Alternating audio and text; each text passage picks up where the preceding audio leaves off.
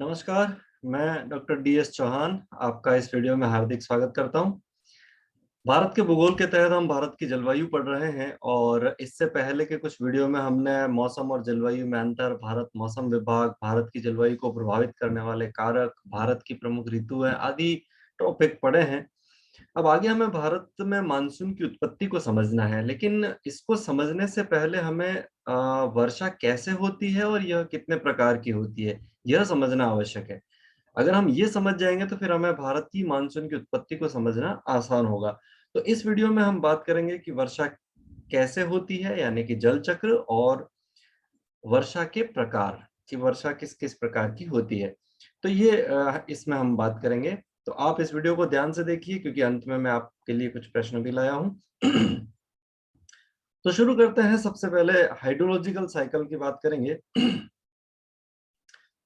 हमारी जो पृथ्वी है उस पर हम अक्सर देखते हैं कि कहीं पानी नजर आता है, कहीं पेड़ पौधे, कहीं मैदान, कहीं पठार, कहीं पर्वत है, ऐसे खेत है कहीं। तो बहुत सारी चीजें ऐसी हमें पृथ्वी के ऊपर नजर आती है। अब हमें ये समझना है कि इससे ये बारिश कैसे होती है, वर्षा कैसे होती है, तो उसको हम समझने की कोशिश करते हैं। सबसे पहले आप देखिए सूरज। हमारी पृथ्वी पर जितनी भी एनर्जी आती है उसका प्रमुख स्रोत जो है वो सूर्य ही है। और इस सूर्य की जो उष्मा है या एनर्जी है वो हमें पृथ्वी पर मिलती है। तो यहाँ ये सूर्य की किरणें पानी पर जब गिरती है तो क्या होता है, पानी भाप बनकर ऊपर की तरफ उड़ता है। उसको हम क्या कहते हैं, इवोपरेशन, यानी कि वाष्पीकरण। इसी तरह से ये सूर्य की किरणें पेड़ पौधों पर पड़ती है। तो जैसे आपने देखा होगा कि हमारे, उदाहरण के लिए आप मान लीजिए, जैसे हम हमें पसीना आता है, वो पसीना जाता कहाँ है, वो भाप बन के वायुमंडल में उड़ जाता है। इसी तरह से पेड़ पौधों को भी पसीना आता है, एक तरह से ही समझ लीजिए। तो वो भी भाप बन के वायुमंडल में चला जाता है। इसको हम इवापो ट्रांसपिरेशन कहते हैं, वाष्पोत्सर्जन कहा कहते हैं हम उसको। तो कहने का, या फिर और भी कई सारी चीजें, जैसे कई मिट्टी गीली है वो सूख गई तो इसका मतलब उसमें नमी थी, वो सूख के वायुमंडल में उड़ गई। या हमने कपड़े धो के सुखाए, वो सूख गए, गीले थे, तो वो पानी गया कहाँ, वो भाप बन के वायुमंडल में उड़ गया। तो इस तरह से कई ऐसी चीजें होती है जिनसे वो पानी भाप बनकर उड़ता है और वायुमंडल में चला जाता है। अब वायुमंडल में जाने के बाद क्या होता है, भाप हल्की होती है। तो वो भाप, जिसे हम आर्द्रता भी कहते हैं, वो भाप धीरे धीरे ऊपर की तरफ जाती है। अब मैंने पिछले कई वीडियो में आपको बताया है कि 165 मीटर ऊपर जाने पर 1 डिग्री सेंटीग्रेड टेम्परेचर कम हो जाता है क्षोभमंडल के अंदर। ये एक नॉर्मल सी घटना है। अब हमने सपोज किया कि यहाँ जब वाष्पीकरण हो रहा था तो इस वायु का तापमान मान लेते हैं 30 डिग्री था। तो 165 मीटर ऊपर जाने पर वो 29 रह जाएगा, फिर 165 ऊपर जाने पर वो 28 रह जाएगा, फिर 165 मीटर ऊपर जाने पर वो 27 डिग्री हो जाएगा, फिर 165 मीटर ऊपर जाने पर वो 26 डिग्री हो जाएगा। ऐसे करते करते कहीं ना कहीं उस वायु को वापस 0 डिग्री के आसपास का टेम्परेचर मिलता है। अब जहां वो 0 डिग्री के आसपास टेम्परेचर मिलेगा वहां क्या होगा, वहां पर वो जो भाप है, जो गर्म होके पानी भाप में कन्वर्ट हुआ था, वो भाप वापस पानी की बूंदों में कन्वर्ट हो जाती है। और वो छोटी छोटी पानी की बूंदें बनती है। इतनी छोटी छोटी बूंदें होती है कि एक टी स्पून में, छोटा वाला जो चम्मच होता है उसके अंदर करोड़ों कण भर सकते हो। इतने छोटे छोटे वो कण होते हैं। और ये कण वायुमंडल में इधर उधर उड़ते रहते हैं, क्योंकि हल्के होने की वजह से गुरुत्वाकर्षण उनके ऊपर काम नहीं करता और वो नीचे नहीं गिरते, वो वायुमंडल में इधर उधर उड़ते रहते हैं। लेकिन यहाँ एक और महत्वपूर्ण बात है। कभी कभी आपने देखा होगा, जैसे हमारा कोई वेंटिलेशन वगैरह होता है, वहां सूर्य की किरण आती है और दीवार पर एक धब्बा सा पड़ता है, छोटा सा धब्बा, और उसमें मिट्टी के कण ऐसे ऐसे उड़ते हुए हमें दिखाई देते हैं। वैसे मिट्टी के कण वायुमंडल में हर जगह हैं, वो हमें नजर नहीं आते, अदरवाइज वो सब जगह हैं। तो वो जो छोटे छोटे मिट्टी के कण यहाँ ऊपर वायुमंडल में उड़ते रहते हैं, उनके ऊपर वो पानी की छोटी छोटी बूंदें जमती है, बैठने लगती है उसके ऊपर। और वो छोटी छोटी बूंदें उसके ऊपर जब जम जाती है तो, और फिर उनमें इतना वजन नहीं होता कि नीचे गिरती, तो वो इधर उधर उड़ती है। अब जब एक पानी की छोटी बूंद उड़कर दूसरे के संपर्क में आएगी तो दोनों मिलकर एक हो जाती है। और क्योंकि पानी का जो पृष्ठ तनाव होता है, सरफेस टेंशन, वो बहुत ज्यादा होता है, तो इस वजह से पानी की दो बूंदें जैसे ही पास में आएगी मिल जाएगी। आप प्रयोग भी कर सकते हो, बाल्टी में थोड़ा सा दोनों उंगलियां डुबोइए, नीचे दो बूंदें बनेगी, उनको धीरे से पास में लाओ, वो अपने आप मिल जाती है दोनों। तो पानी का ये जो गुण है कि वो ऊपर छोटे छोटे जो कण होते हैं वो मिल मिल के धीरे धीरे बड़े बनते रहते हैं, और इसको हम कहते हैं कंडेंसेशन, संघनन हिंदी में इसका, इसके लिए शब्द है, उसको हम संघनन कहते हैं। तो ये छोटे छोटे कण इधर उधर उड़ के फिर एक दूसरे में मिला, वो पानी की बूंद बड़ी बनती है, फिर दूसरा तीसरे में मिला, फिर तीसरा चौथे में मिला, ऐसे मिलकर वो धीरे धीरे पानी की बूंद बड़ी बनती जाती है, और उसी को हम कहते हैं बादलों का बनना, क्लाउड फॉर्मेशन।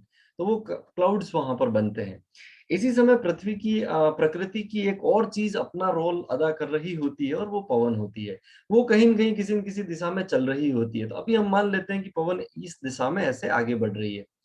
अब ये क्लाउड्स बने तो पवन क्या करेगी, इनको अपने साथ बहा के ले जाएगी। वो जिधर जा रही है उस तरफ लेके जाएगी। कितनी दूरी तय करेगी ये तय करता है कि पवन की स्पीड कितनी है। तेज स्पीड है तो वो बहुत ज्यादा दूरी तय कर जाएगी, कम स्पीड है तो वो धीरे धीरे कम दूरी तय करेगी। तो पवन इस बादल को अपने साथ लेके आगे की तरफ जाती रहती है। तभी क्या होता है कि वो छोटी छोटी बूंदें मिलकर बड़ी बूंदें बनती रहती है, और जब एक पर्याप्त बूंद बड़ी बन जाती है तो फिर क्या होता है, गुरुत्वाकर्षण शक्ति उसको नीचे की तरफ खींच लेती है और वो पानी बूंद के रूप में नीचे गिर जाता है। उसी को हम वर्षा कहते हैं, रेनफॉल कहते हैं। तो वो रेनफॉल हो गई, पानी की बूंद नीचे गिरी। अब पानी की बूंद नीचे गिरी तो क्या हुआ, या तो वो किसी नदी के माध्यम से होती हुई बहती हुई वापस यहाँ समुद्र तक पहुंच जाएगी, या अगर मान लेते हैं कि वो भूमिगत हो गई, तब भी वो नीचे से चलते हुए वो मीन सी लेवल तक वैसे भी आ जाती है, तो वो समुद्र का हिस्सा वैसे भी बन जाती है। तो इस तरह से अगर हम देखें तो जो पानी यहाँ वाष्प बनकर उड़ा था, वो कंडेंसेशन, बादल, फिर पवन के माध्यम से दूसरी जगह गया, बारिश हुई और नदी के माध्यम से वापस आके उसी समुद्र में मिल गया। तो इसीलिए हम इसको एक साइकिल कहते हैं, जल चक्र है ये, या हाइड्रोलॉजिकल साइकिल या वर्षा चक्र भी हम कह सकते हैं। इस तरह से ये सारा चलता रहता है। तो हमेशा होता क्या है, समंदर के ऊपर से पानी वाष्प बनता है, ऊपर उठता है। ऊपर उठने के बाद में वो उसका कंडेंसेशन, संघनन होकर बादल बनते हैं, हवा उसको एक स्थान से दूसरे स्थान पर ले जाती है, फिर बारिश हो जाती है, वो नदियों के माध्यम से पानी वापस समुद्र में आके मिल जाता है। तो इसको हम क्या कहते हैं, जल चक्र, वर्षा चक्र कहते हैं। बस सदियों से प्रकृति के ऊपर यही सब चला आ रहा है। हाँ, अगर यहाँ पर विंड नहीं होती, पवन नहीं होती, तो क्या होता, यहीं पर वाष्पीकरण होता, ऊपर जाके बादल बनते और यहीं पर वापस बरस जाता। लेकिन ये पवने इतना महत्वपूर्ण रोल अदा करती है कि ये सारे वाष्पीकरण जो समुद्र के ऊपर से होती है, ज्यादातर वाष्पीकरण वही होता है, तो वो सारा पानी वापस हवा के माध्यम से जमीन पर पहुंचता है, फिर वहां बरसता है और वापस वहां पहुंचता है। तो विंड का जो जो रोल है इसमें, वो बहुत महत्वपूर्ण रोल हम कह सकते हैं। और ये याद रखिएगा कि हमारे पास नेचुरल तरीके से पानी पहुंचता है, तो उसके लिए वर्षा ही एकमात्र साधन है। इसके अलावा हमारे पास कोई साधन नहीं है। आप कहोगे हम तो जमीन में से निकालते हैं, पर जमीन में कहाँ से आया, वो बारिश हुई तभी तो आया है। तो इसका मतलब यह है कि बारिश ही एकमात्र वो चीज है जिससे हमें पानी मिलता है। तो ये बहुत महत्वपूर्ण फिनोमिना हो जाता है प्रकृति के लिए। तो वर्षा इस तरह से होती है। अब हम समझेंगे कि वर्षा कितने प्रकार की होती है। तो अगर हम उसकी उत्पत्ति पर ध्यान दें तो ओरिजिन के हिसाब से वर्षा तीन तरह की होती है। एक कन्वेक्शनल रेनफॉल जिसको हम संवहनीय वर्षा कहते हैं, दूसरा ओरोग्राफिक रेनफॉल जिसको हम पर्वतीय वर्षा कहते हैं, और तीसरा साइक्लोनिक रेनफॉल जिसको हम चक्रवाती वर्षा कहते हैं। तो हम तीनों को थोड़ा समझ लेते हैं कि क्या होता है। सबसे पहले हम समझेंगे कन्वेक्शनल रेनफॉल या संवहनीय वर्षा। फिर से हम देखेंगे तो हमारा ये धरातल है, कहीं पर्वत पठार मैदान, कहीं झील है, कहीं पेड़ है, कहीं वनस्पति खेत है, सब कुछ मिलता है हमें पृथ्वी के ऊपर। तो उसमें आप देखिए क्या होता है, सूर्य जैसे ही उदय होता है, ये वर्षा कैसे होती है, सूर्य उदय होता है तो क्या होता है, उसकी किरणें धरातल पर पड़ती है, कहीं पेड़ पे, कहीं मिट्टी पे, कहीं पानी पे, कहीं फसलों पे, सब जगह पड़ती है, और सारा वो पानी भाप बन के उड़ता रहता है। और भाप बनकर वो सारा जो पानी उड़ता है वो आर्द्रता के रूप में वायुमंडल में पहुंचता है ऊपर की तरफ। अब वायुमंडल में ऊपर की तरफ जाएगा तो अभी मैंने आपको पिछले स्लाइड में समझाया कि वो 165 मीटर वाला नियम काम करता है, और ऊपर जाके ठंडा होकर कंडेंसेशन होगा और बादल बनेंगे। अब बादल बन गए तो फिर उसको बारिश भी करनी होती है। तो कंडेंसेशन के बाद अगला जो प्रोसेस चलता है वो बादल बनते हैं, और बादल बने तो फिर बारिश होगी। तो इसको हम संवहनीय वर्षा कहते हैं। अब यहाँ ध्यान देना कि ये वर्षा कहाँ पर होती है। ये वर्षा सबसे ज्यादा उन जगहों पर होती है जहाँ पवन नहीं चलती।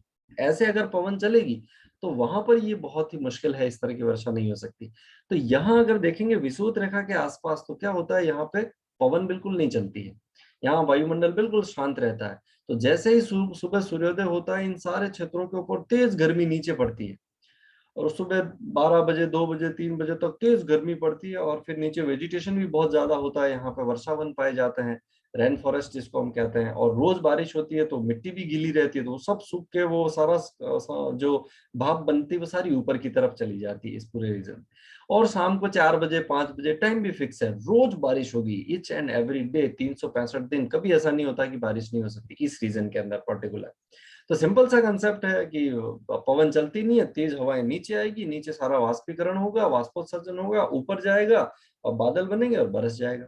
बस सिंपल है कंसेप्ट। अब यहाँ पर आपने कभी कभी बारिश के पहले या बारिश के सीजन में अपने यहाँ भी आपने कभी कभी देखा होगा कि सुबह तेज धूप पड़ती है, कहीं ऐसा लगता नहीं है, बादल भी दिखते नहीं है, कभी ऐसा नहीं लगता कि बारिश होने वाली है, लेकिन शाम को अचानक 3-4 बजे 5 बजे के आसपास 10-15 मिनट में अचानक बादल आते हैं, और फिर थोड़ा गर्जना होगी और मूसलाधार बारिश होगी 10-15 मिनट, और 10-15 मिनट के बाद में बारिश बंद और फिर वापस धूप आ जाती है, हमको ऐसा लगता ही नहीं बारिश हुई होगी अभी। तो इस तरह की जो रेनफॉल है वो संवहनीय वर्षा ही है, उसको हम संवहनीय वर्षा कहते हैं, कन्वेक्शनल रेनफॉल कहते हैं। तो ऐसा आपने कभी कभी देखा होगा, लेकिन इसमें एक आवश्यक बात यह है कि इस तरह की वर्षा तभी हो सकती है जब पवन नहीं चल रही होगी। अगर पवन चलती है तो संवहनीय वर्षा का कोई संभावना नहीं रहती है। बस शांत वातावरण हो बिल्कुल, तो भाप सारी सीधी ऊपर जाके तुरंत ही संघनित हो जाती है और वो वापस बारिश हो जाती है। और ये सारी घटना डे टू डे होती है। ऐसा नहीं है कि आज भाप बना और 10 दिन बाद बरसेगा, संवहनीय वर्षा में ऐसा नहीं होता, आज ही सब कुछ सुबह से लेकर शाम तक पूरा प्रोसेस खत्म हो जाता है। तो उसको हम संवहनीय वर्षा कहते हैं। और ये इक्वेटोरियल रीजन में विषुवत-रेखीय क्षेत्र जो है उसमें 5 डिग्री नॉर्थ और साउथ में ये वर्षा यहाँ पर ज्यादा होती है। और यहाँ अगर हम मूलतः देखें तो यहाँ अमेजोन बैसिन है, अमेजोन नदी का बैसिन या कांगो नदी का बैसिन, और ये इंडोनेशिया मलेशिया वाले आइलैंड जो है इनमें ये ज्यादा देखने को मिलती है और यहीं पर होती है संवहनीय वर्षा ज्यादातर।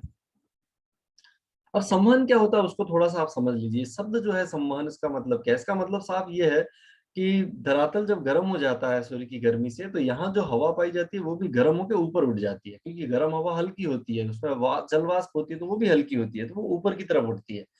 अब ऊपर जाने पर 165 मीटर वाला नियम काम करता है, तो ऊपर जाके वो ठंडी हो जाती है, ठंडी होने पर वो भारी हो जाती है, भारी होने पर वो वापस नीचे उतरती है। तो सिंपल सा कंसेप्ट है, गर्म हवा का ऊपर उठना, ठंडी होके भारी हवा का नीचे आना, नीचे फिर गर्म होगी फिर ऊपर उठेगी, वापस भारी हुई वापस नीचे आएगी। तो ये जो साइकिल है उसको हम संवहन कहते हैं। और हम जब प्लेट टेक्टोनिक थ्योरी पढ़ते हैं तब भी हम यही कहते हैं कि पृथ्वी के नीचे भी वो संवहन धाराएं ही चल रही होती है, तो उसको हम कन्वेक्शन करंट्स कहते हैं।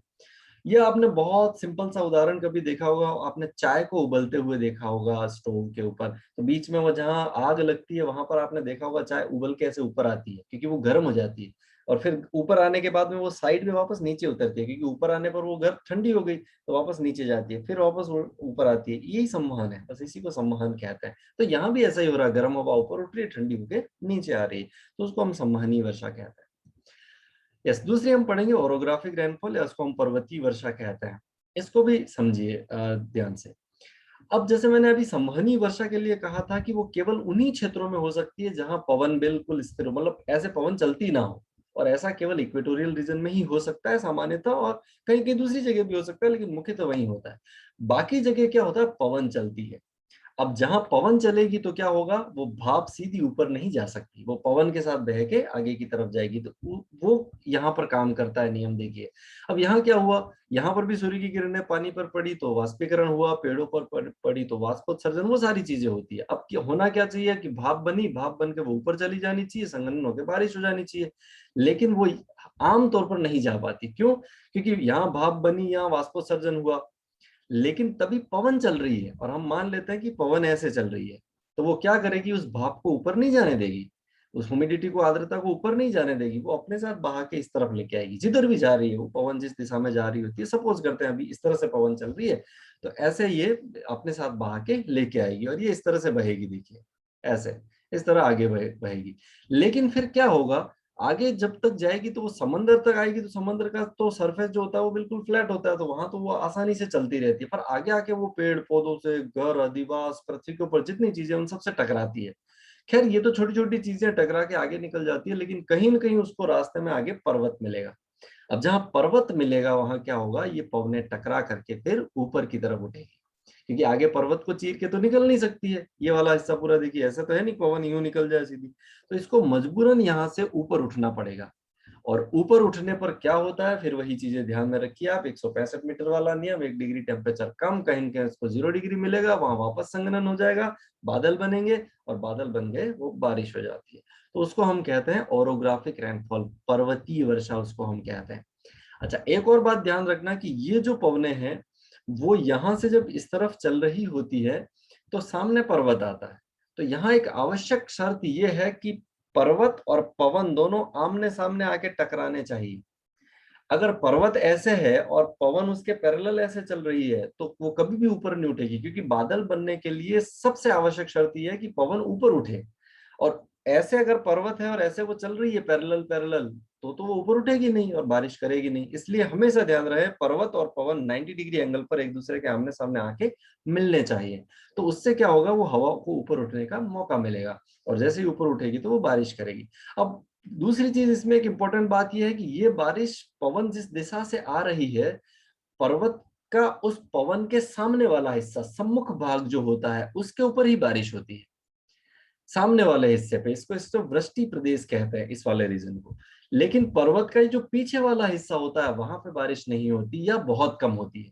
अब ये पर्वत की हाइट पर डिपेंड करता है। जैसे हिमालय जैसा पर्वत है, बहुत ऊंचा है, तो वो तो पीछे होने ही नहीं देगा। लेकिन कहीं अरावली है, वेस्टर्न घाट है, ऐसे छोटे पर्वत है, तो फिर वहां क्या होता है, पर्वत छोटे होने की वजह से थोड़ा बहुत पीछे भी हो जाता है, लेकिन बहुत कम होगी। यहाँ बहुत ज्यादा बारिश होगी, यहाँ बहुत कम बारिश होगी। तो इस वाले रीजन को हम कहते हैं वृष्टि छाया प्रदेश, रेन शेडो रीजन। ये रेन शेडो रीजन कहलाता है। तो यहाँ से पवनें आती है, सामने वाले हिस्से पे तो बारिश हो जाएगी, फिर इधर वाले हिस्से में बारिश नहीं होगी। कारण उसका क्या है कि ये पवनें जो ऊपर उठी थी, ठंडी हो गई, ठंडी हो गई तो वो भारी हो गई, भारी होकर वो वापस नीचे उतरने की कोशिश करेगी। और हमेशा ध्यान रखना, नीचे उतरते समय पवनें गर्म होती है और ऊपर उठते समय पवनें ठंडी होती है। अब बादल बनने और बारिश होने के लिए पवनों का ठंडा होना जरूरी है, ठंडा होना पड़ता है उसको। लेकिन अब तो वो नीचे आ रही है तो वो तो गर्म हो रही है, तो गर्म होने पर तो वो वैसे भी बारिश होने का कोई चांस वहां पर रहता ही नहीं है। तो ऐसे में ये पवनें ऊपर उठ के यहाँ पे बारिश करती है। तो ये वृष्टि प्रदेश हो गया, ये वृष्टि छाया प्रदेश हो गया। अब उदाहरण के लिए आप भारत के इस नक्शे में आप समझ सकते हो, जैसे अरब सागर से जो मानसून आता है वो सीधा आके यहाँ टकराता है इस पर्वत से, जिसको हम वेस्टर्न घाट कहते हैं, यहाँ से। तो इसलिए यहाँ पर ये पर्वतीय वर्षा होती है भारत के अंदर। इसी तरह से ये बंगाल की खाड़ी का मानसून आगे जाता है, सीधा यहाँ गारो खासी और जयंतिया पहाड़ियों से टकराता है, पूरे हिमालय से टकराता है। फिर हिमालय से टकराने के बाद इधर मुड़ता है तो यहाँ अरावली से टकराता है। छोटी छोटी सारी पहाड़ियां जो दक्षिण के पठार की है, उन सब पहाड़ियों से टकराता है। तो आप देखिए भारत में सबसे ज्यादा कौन सी वर्षा होती है, पर्वतीय वर्षा। यहाँ पर यह भी ध्यान रखना, विश्व में भी सबसे ज्यादा वही वर्षा होगी, पर्वतीय वर्षा। तो वर्ल्ड में, भारत में, राजस्थान में, कहीं पर भी आपसे पूछे तो पर्वतीय वर्षा ही सबसे ज्यादा होती है। और आवश्यक शर्त क्या है, पर्वत और पवन दोनों आमने सामने 90 डिग्री एंगल पर मिलने चाहिए, ये आवश्यक शर्त है। तो इसको हम पर्वतीय वर्षा कहते हैं। अब आप देखिए तीसरा, साइक्लोनिक रेनफॉल, या इसको फ्रंटल रेनफॉल भी कहते हैं। फ्रंटल वाताग्र वर्षा भी इसको कहते हैं, या चक्रवाती वर्षा भी इसको कहते हैं। इसमें क्या होता है उसको ध्यान से देखिए।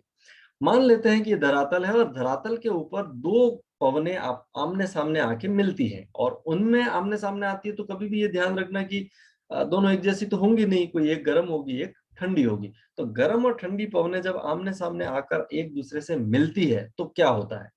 मैंने आपको अभी पिछली बार पहले कहा कि गर्म हवाएं हमेशा हल्की होती है, उनमें उनमें वजन बहुत कम होता है और जलवाष्प भी ज्यादा होती है उनमें। ठंडी हवा शुष्क होती है और वो भारी होती है। तो दोनों हवाएं जब आपस में टकराएगी तो ये मिलती नहीं है कभी भी। आपने कभी देखा होगा गर्म पानी और ठंडा पानी आप इकट्ठा करोगे तो तुरंत मिलके एक हो जाता है। पर गर्म हवा और ठंडी हवा मिलकर कभी भी एक नहीं होती है, वो अलग अलग बनी रहती है। और जब ये गर्म और ठंडी हवाएं आपस में टकराती है तो क्या होता है, ठंडी हवा तो भारी है, वो तो ऊपर जाएगी नहीं। तो ऐसे में गर्म हवा को धीरे धीरे ऊपर जाना होता है, क्योंकि सामने से टकराई और फिर वो ऊपर चढ़ जाती है। तो इस तरह से आप देखिए, ये गर्म हवा ऊपर चढ़ गई। अगर गर्म हवा तेज गति से आ रही है तो वो खुद ही ऊपर चढ़ जाएगी, और ठंडी हवा अगर तेज गति से आ रही है तो क्या करेगी, वो नीचे से गर्म हवा को खुद ऊपर धकेल देगी। खैर दोनों में से जो भी घटना हो, ऊपर गर्म हवा को ही जाना है किसी भी कंडीशन में। तो यहाँ पर फिर क्या हो जाता है, वाताग्र बन जाते हैं। ये गर्म और ठंडी हवा को अलग करने वाली जो लाइन होती है ना, उस रेखा को हम वाताग्र कहते हैं। तो यहाँ वाताग्र बन जाता है और वो गर्म हवा ऊपर उठ जाती है। अब यहाँ सिंपल सी बात है, फिर गर्म हवा ऊपर उठी, ऊपर उठने पर क्या होगा, 165 मीटर वाला नियम काम करता है, संघनन होगा और बादल बन जाएंगे। और साथ ही गर्म हवा में ह्यूमिडिटी ज्यादा होती है तो बादल भी ज्यादा बनेंगे। तो ऐसे में फिर वही चीज है, आगे की तरफ बादल बने और बारिश हो गई वहां पे। तो ऐसी हवाओं को हम ऐसी जो व्यवस्था होती है उसको हम कहते हैं चक्रवाती वर्षा, साइक्लोनिक रेनफॉल होती है। अब फिर यहाँ पर क्या होता है, जैसे गर्म हवा ऊपर उठी तो ठंडी हवा उस गर्म हवा के स्थान को लेने के लिए तेज गति से उधर बढ़ती है, और वो तेज गति से उधर बढ़ेगी तो सीधी तो जा नहीं पाएगी क्योंकि पृथ्वी अपनी जगह पे घूम रही है, इसलिए वो पवनें भी घूमते हुए वहां उस तरफ, उस लो प्रेशर की तरफ चलती है, तो इसीलिए वो चक्रवात बनते हैं। और ऊपर जाके वो सारी जो गर्म हवा है वो ऊपर उठ जाती है, फिर बादल बन जाते हैं और उससे वर्षा हो जाती है। तो इसको हम चक्रवाती वर्षा कहते हैं। अब सवाल यहाँ पर ये है कि ये वर्षा ज्यादा कहाँ होती है? तो ये वर्षा ज्यादा होती है टेम्परेट रीजन में, शीतोष्ण कटिबंधीय क्षेत्रों में। उसका कारण ये है कि विषुवत रेखा से जो पवनें आती है वो तो गर्म होंगी, और ध्रुवों से जो पवन आएगी वो ठंडी होगी, तो वो वहां आपस में दोनों ज्यादातर ये मिलन इनका होता है। या इधर भी हम देखें, इधर से ठंडी होगी और उधर से गर्म होगी, तो ये वहां आपस में मिलती है। या हम ये भी कह सकते हैं, कभी छोटे छोटे जो चक्रवात बनते हैं वो ऐसे भी कि स्थल और जल के ऊपर भी उनमें वेरिएशन होते हैं टेम्परेचर के अंदर, तो वहां भी मिल जाती है। जैसे हमने पिछले में ग्रीष्म प्री मानसून में हमने आम की वर्षा और फूलों की वर्षा और चाय की वर्षा वो सब देखे थे, टी शावर और मैंगो शावर, वो सब ऐसे ही होते हैं, इसी तरह की वर्षा होती है वो। तो उसको हम चक्रवाती वर्षा के नाम से जानते हैं। तो ये तीन तरह की वर्षा है और जल चक्र है। अब मैं आपसे कुछ सवाल पूछ लेता हूँ, आप मुझे फटाफट उसके जवाब देंगे, ऐसी मैं आपसे उम्मीद करता हूँ। सबसे पहला सवाल है, वाष्पीकरण किसे कहते हैं? 165 मीटर ऊपर जाने पर कितना तापमान कम होता है? उत्पत्ति के आधार पर वर्षा कितने प्रकार की होती है? विश्व में किस प्रकार की वर्षा अधिक होती है? भूमध्य रेखीय क्षेत्र में किस प्रकार की वर्षा होती है? वृष्टि छाया प्रदेश किसे कहते हैं? भारत के किसी एक वृष्टि छाया प्रदेश का नाम बताइए। तो हम यहाँ इस वीडियो को खत्म करेंगे। आपने मेरा ये वीडियो देखा उसके लिए आपका बहुत बहुत शुक्रिया। अगर आपको मेरा ये कंटेंट अच्छा लगा हो तो आप चैनल को सब्सक्राइब करें, अपने दोस्तों को भी दोस्तों के साथ शेयर करें। मैं अगले वीडियो में भारत में मानसून की उत्पत्ति की संकल्पना को बताऊंगा। तब तक के लिए आप पानी और पेड़ों की रक्षा कीजिए। हम बहुत जल्द मिलेंगे। Thank you so much.